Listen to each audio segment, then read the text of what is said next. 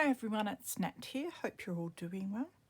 Having a lovely weekend doing some gardening. Thought I'd get in the craft room and do my first tutorial using some of the goodies that I got from Globleland this round. So the links to Globleland will be down below, as will the links to the individual products that I'm using in my tutorial videos. There's also the code, which is NAT10. So if you put that in on checkout at Globleland, you will get 10% off of your whole order, which is awesome. So today I really wanted to get using this Superdent wooden cutting die. Now I'm pretty sure they called them wooden cutting dies because they're under the foam is wood that holds the metal dies. Then you've got the foam over the top there.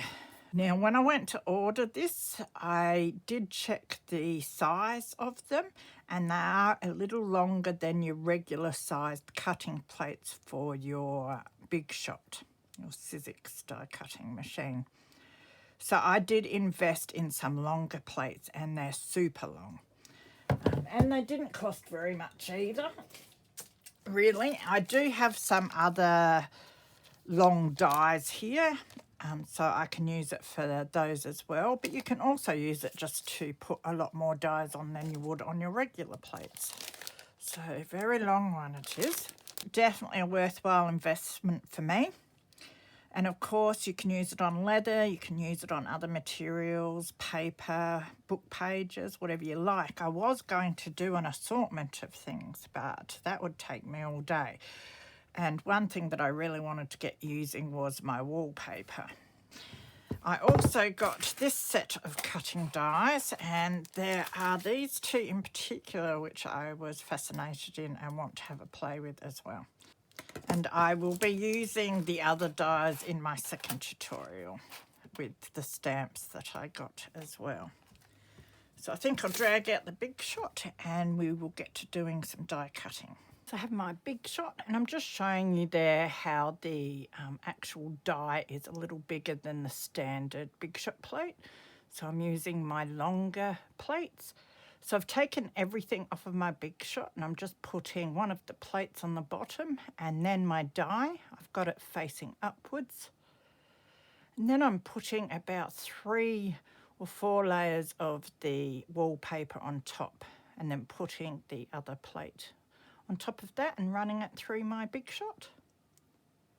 And it's cutting through beautifully. I think I could probably do about 6 odd layers of the wallpaper at once if I wanted to. Easy.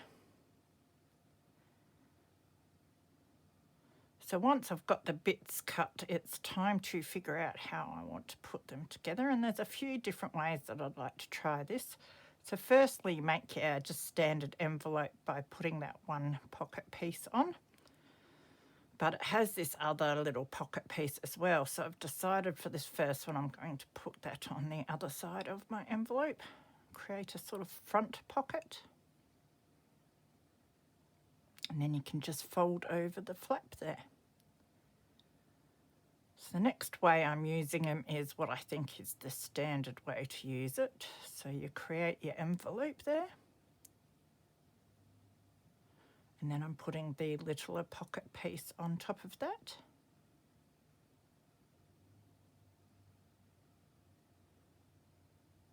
And then I can fold my flap over again. It's a very quick and easy way to assemble these, and lots of different ways you can use them as well.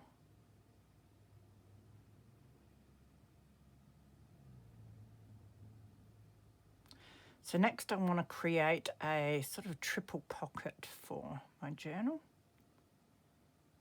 So I'm just sticking that pocket up a bit higher than you would otherwise. And I'm using the other pocket piece to stick down the bottom. And that'll create 2 pockets, and then when I stick it to the journal we will have 3 pockets, which you will see shortly. Then I've just left some of them unstuck to use as singular pockets as well. Now I'm moving on to these other dies, and I'm just cutting some coloured cardstock with these. So I'll get the 2 tags out of that. Now I had to punch all the holes out of that one because I couldn't find my little brush that does it for me, unfortunately. So I go and do that. So now I want to show you how I'm using the individual pieces to create pockets in my journal.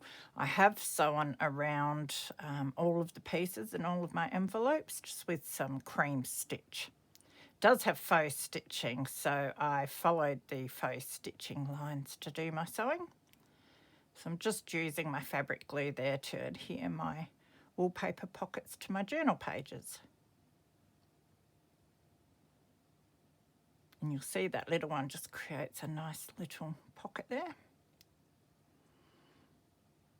And I decided to put the envelope background on this other page as a pocket as well.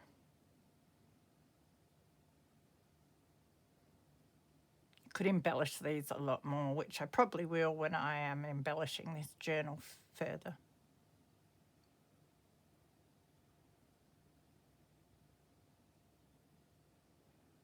Then I use the third piece of the envelope on another page. So you can imagine if you cut 6 to 8 pieces of wallpaper at once, how many pockets you would have to use in your journals.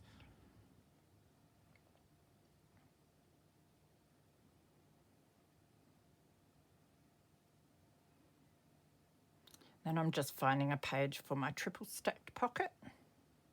So it's very hard to see where the pockets are due to the wallpaper being so similar there. So I am just adding a little bit of lace up the top of each of my pockets. Makes it a lot easier to see where they are.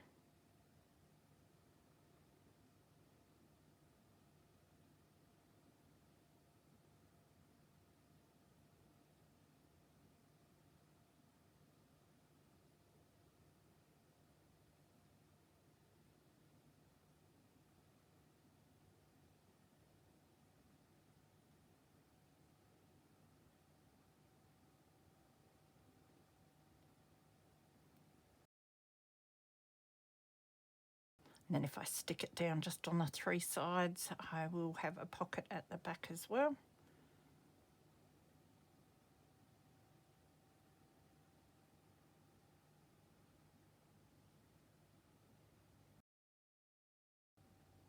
Great way to use up the wallpaper. I do have a fair few rolls here. So now I'm back onto my tag and I want to put it together. So I sat down last night and I did this cross stitch picture on it, which I really love. And I decided to stick it onto the bigger tag so you don't see the mess at the back of the cross stitch. And I found that beautiful yellow button and thought that would look really nice up the top. So I'm just using embroidery thread and I am threading it through the 4 holes in the button. And then I will put it through the holes on both of my tags. And then I can tie a knot up the top.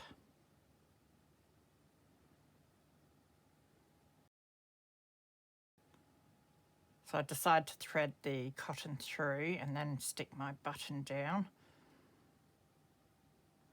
And then stick my tag down. It was a little bit fiddly, but I got there in the end.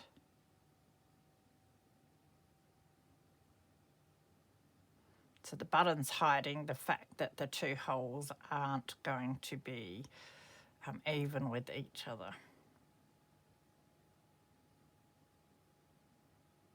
Not that that really matters, but I think it looks nice having the button there. So I'm just using my tacky glue to go around the edge and just a little bit on the inside of the tag backing there. Just stick one of the threads through the back. That way I can tie a knot up the top there.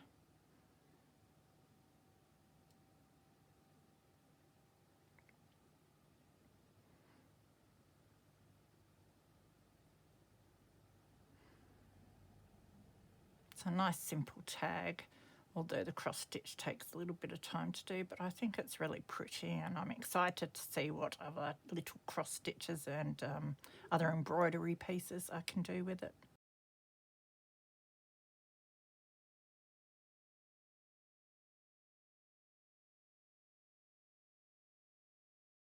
Okay, so it's recap time. That was short and sweet. So we used the Super Dant wooden cutting die that has the pockets. It's like an envelope with pockets. But as you saw, I cut a whole lot and did a few different things with them so I can show you how versatile they could be. I also used these 2 dies out of the other die set that I got, because when I unboxed it, I couldn't remember what I was going to do with this, and then I remembered and got all excited. So I set out last night and did some cross stitch, which I haven't done for ages, and yeah, I love the way it turned out. I think it's going to be awesome fun to play around with. So we will start with the pockets again. So the first thing I did was showed you how I would use the pocket pieces individually to create pockets within my journals. So I'll just hunt out the pages that we stuck them on. There they are. So there's the background of the envelope part. And as you can see, that makes a nice pocket, nice deep pocket. And then we've got the smaller pocket that you can put on your envelope, which creates an awesome pocket as well. You could do it as a side tuck if you don't want it as a bottom one, or a top tuck even. Multiple ways you could use them. And then there's the other piece of the envelope. So yeah, you can cut a whole heap at once and make oodles of pockets. So I'll be doing a lot of mass making with these. And then I showed you how I make the stacked pocket here. So rather than using it like an envelope, we can stick it together. So we've got a pocket there, and then a pocket behind to put into our journals. So very, very versatile. And then I used some of my beautiful pink wallpaper. And I set about making some of the envelopes. So as you can see, this is the way that I think it is meant to be constructed. So you've got your background, which you can fold over to create your envelope flap. Then you've got the first pocket there for the inside of the envelope. And then you've got the smaller pocket, which you can put on the front. And you can tuck something in there if you like as well. So I have done one here, which you could just make the one envelope if you don't want the pockets on it, or you can stick your pocket on the other side of the envelope as well if you want.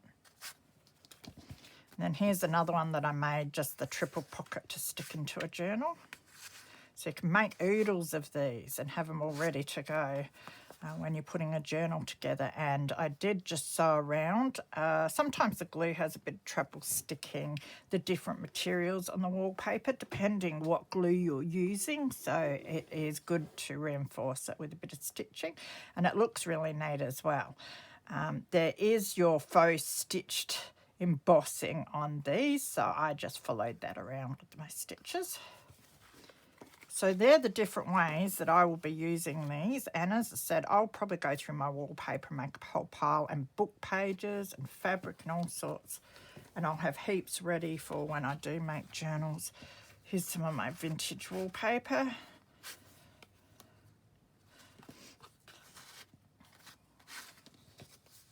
And then you could add a little closing bit there to tuck this into to hold it down. Because the wallpaper curls up, I sat these under something heavy overnight, but I think they need a little bit more squishing. It's another one. I love the embossed pattern on that wallpaper. Now it is hard to see when you're stacking the pockets if you're using the same papers, but that's why I added lace to the one that I stuck in my journal so that I could identify the pockets a bit easier. So you could embellish them really nicely with bits and pieces as well. You could also swap around types of wallpaper, book pages, gel prints, whatever you want to make them out of. This one here that I just made into the regular envelope with the pocket on the front. And the size is beautiful to be able to slip that into pockets in your journals as well. So where are my little pockets here? So that would slip quite neatly into that pocket. That's a nice little envelope in there. Stick a little journaling card in there. And the last one I did was this one, where I've got the pocket for the envelope, and then one on this side as well. So I love that die. Definitely get a lot of use out of that, as I will with most of the dies I've been getting. I try to think carefully what I can get that I can use for the rest of my life to help me use up all my book pages and my wallpaper and all that sort of thing. So the next thing we did is use the die cut pieces from these. And I realised you can do cross stitch on them. So I found a little cross stitch pattern in my 2-hour cross stitch book. Just found one that will fit. I'll have to hunt around for a whole pile of small ones, but you could do just back stitch patterns and letters and names and all sorts on here.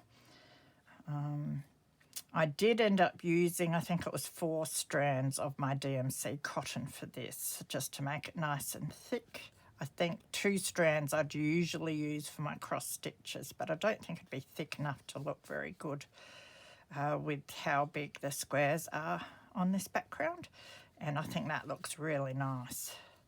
So, and I decided it'd probably be best to stick the smaller one on top of this bigger one, because then it hides the mess at the back of my cross stitch.